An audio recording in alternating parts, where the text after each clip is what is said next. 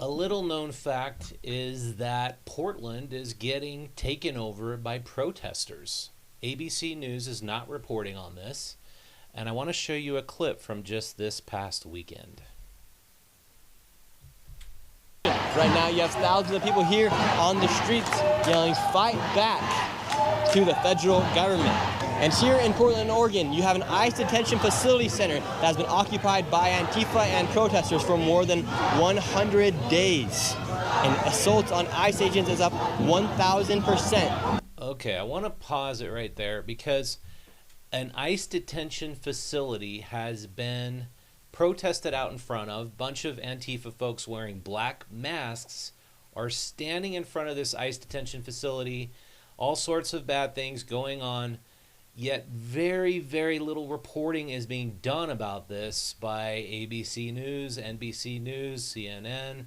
I think Fox is probably doing a little bit more. But why are we getting so much about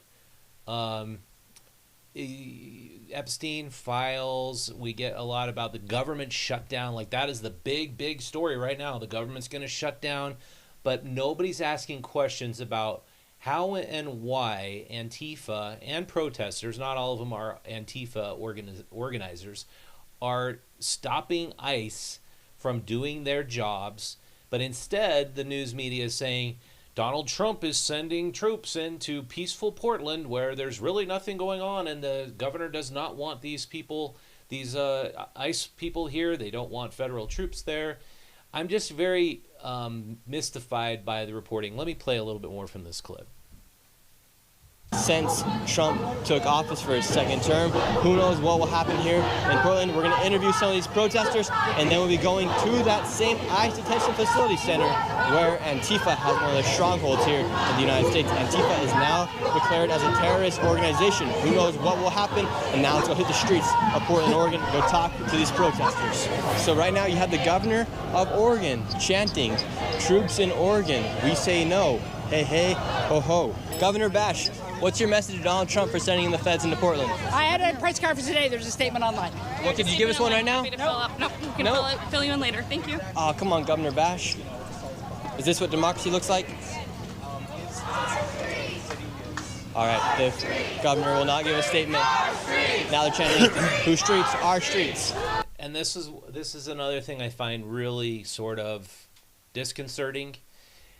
If a politician really wants the other side, not the side that they're on, but the other side, to understand what is going on, why would they not want to talk to media from the other side? Instead, the governor's all about chanting, "Hell no, we won't go, we're here, you're not going to come here, don't come here." And I mean, I just wonder, why is dialogue, discussion, truth-seeking not happening in journalism? Thank you for joining me today. By the way, my name is Rich Markosian. I'm the editor-publisher of Utah Stories. You're watching our new segment here on Utah Stories called Beyond the Beehive. This is where we really try to go beyond the political parties, examine what's happening in the world from the perspective of economics and history, logic, rationality, and hopefully find the truth. Because obviously, I don't feel like we are paying attention to the truth. I think what we're doing instead is we're paying attention to the most hysterical, clickbaity, rage-baity items in the news instead of really trying to examine what is actually going on. So this episode, we are going to be asking questions about how and why did we get to where we are today in our political discourse? Why is it one side doesn't want to speak to the other side, and we just can't seem to make bridges between the two sides? I mean, that's always been the goal of our podcast here at Utah Stories since we started it. I have a whole lot more left-leaning people on this podcast than I do right-leaning people. In fact, I don't think I can point to one single guest who was strong right-wing. Most of our guests are liberals, but I describe myself as a liberal libertarian. I understand liberal values in the city, but I understand libertarian values in the rural areas. People who live in rural areas don't want obsessive, oppressive government controls in their towns because that prevents them from doing things like earning a living. And people in cities want more government controls because it prevents the corporations from destroying everything. And so I get both sides, and that is why I believe what I believe. And I think that both sides can oftentimes find common ground if they just talk to each other. I found every single guest I've had on this program for the last 6-7 years I've been doing this, I always find common ground with them, because my objective isn't to say, gotcha, or, you know, I'm right and you're wrong. My objective is to truly understand how and why people think the way they do. And because I'm not into just like trying to dunk on somebody with my ideas. I truly just want to understand why people think the way they do. And so, and I think that should be the objective of journalism. Find out why people think the way they do, why they do what they do, why they have arrived at their conclusions, and try to find common ground with them. And so this guy, Nick Shirley, he was in Portland, Oregon. He's a Utahn. And he was just basically trying to find the truth. He's already been labeled as right-wing, even though I've never seen him say he's a Trump supporter. He's never said, I'm all about anything other than just trying to get the interviews with the people on the street. But he had a guy in this crowd tell him that he was going to smoke him. And I want to find that little clip for you, because it was kind of unbelievable that his life was threatened while he was at this protest, but apparently there was somebody there with either a laser pointer or somebody on a legitimate sniper who was ready to take anybody out who tried to commit violence against Nick Shirley.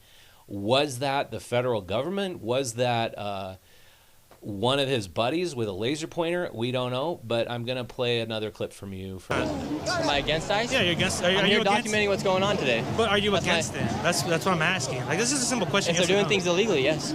Oh, interesting. That's funny. Okay, so you're not with it. So you're just here for content. That's what it is. I'm a journalist, so I cover issues. No, you're not a journalist. You're here for content. Exactly what you're doing right now. Look, I'm just talking to you. That's funny. Yeah, no. So you could have you do have the opportunity. Oh, you were just like, to the cop, to the lady, to this and that. It's like that's not being a showing people what's going on. It's not. No. It's not being a showing people what's going on. No. But that's not being a journalist. That's what I'm saying. What is journalism then? It's showing people the reality of things as they really are. What you're trying to do. And you're getting mad at me for filming. No, I'm not mad. Yes, you are. No, what you're doing is that you're trying to catch content, bro.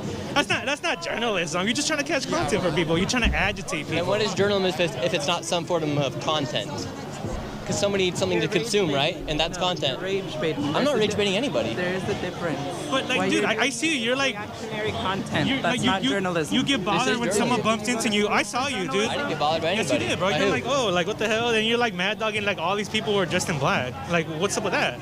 What do you mean? Yeah, bro, I've been watching you from afar. I'm describing the situation. We have people dressed in black. You're dressed in black. Yeah, like you were like just like looking up and down, bro. I can read body language, you know, and that's what you're doing. I'm bro. observing the situation. That's what I do. No, and you think you're acting cool right now for your content. You're gonna post this later. So I find it rather rich. A guy with a mask who doesn't want to reveal his identity, who doesn't want to talk at the issue at hand, is telling the journalist who's simply trying to answer a few questions, hey, you aren't a journalist, you're a content guy, you're just trying to get content. And he doesn't want to address the actual issue. He wants to just be there and chant. He wants to be in the way. And I don't understand how when somebody shows up to a protest to ask questions, when they are wanting to talk to the people who are there at the protest, giving them the ability to articulate their ideas, why should that be a bad thing? Leave me a comment below, because I would honestly really like to know. And as it got later in the night, what I noticed in this video is the more people join the crowd and go around the ICE detention facility, and this is what it looked like later on in the night. Because I seen a female out here, and she was being surrounded by all these people. Traitors. And he's a YouTuber f***ing liar. Yeah, I know your f***ing channel. So this guy came out here tonight in support of the girl with the hat on because she was getting surrounded. So now she came out here. He left work to come out here because I guess They're worried for the safety of the woman. Antifa's really starting to ramp it up right now. They're chasing this guy out of here. They're chasing him out. You have all Antifa going after one man right here. You're getting chased out right now by Antifa. I am. They seem agitated. I'm not sure what's going on. Why are they agitated with you being here? Yeah, I don't know, bro. We just came, tried to have civil conversation and discourse with them, and they started getting wild, and it started building and building and got crazier and crazier. It does look as if they are surrounding us right now. So, as most people know, what I found is that indeed a huge part of universities' sociology departments and economic departments have been taken by people who are very far left, people who are Marxist sympathizers or Marxist. Here at the University of Utah, we've got a really strong support for Marxist ideals and sociology that supports Marxism.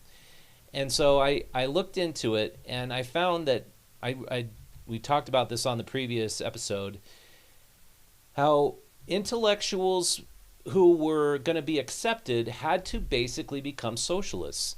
And so a guy by the name of Roger Scruton talks about in this video clip I found why most intellectuals are mostly on the left. I'm going to play that clip.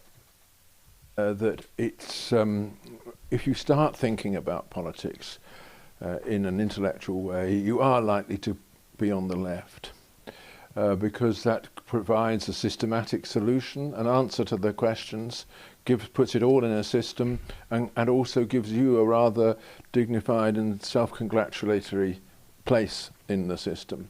But once you started thinking, if you think a bit harder and longer about it, you'll move back to what you would have been if you had never thought at all. You know, and that's my view. Is what an intellectual conservative is.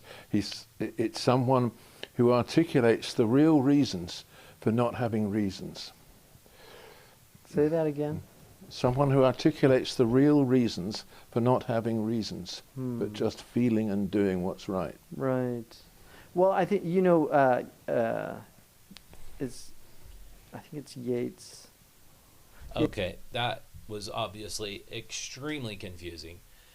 But a conservative intellectual is someone who can articulate the real reasons for having reasons, as opposed to just using your emotions to determine what your framework in the world is. So what he means by that is the reason I am more pro-capitalist than I am pro-Marxist is because if you look at the whole history of world economic systems in the last 150 years, by far the ones that have succeeded the most have been pro-capitalist, not pro-Marxist. And that's just ask ChatGPT that question. Which economic systems have produced more prosperity for more people, Marxism or capitalism, throughout the history of the world? Obviously, the Soviet Union, Fidel Castro's Cuba, Venezuela, Argentina, all these examples of Marxism. China is a little bit exceptional, but they are doing practicing or showing prosperity because they have embraced free market capitalism.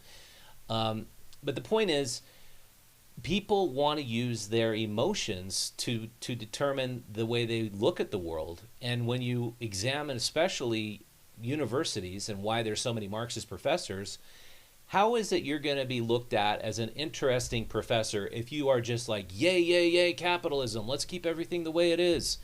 Nobody's going to think you are interesting or sort of raging against the machine. You're just not going to be cool. I was talking to a friend today about this. Like, if you are the pro-capitalist professor at a university, everybody's going to think you are a lame dork.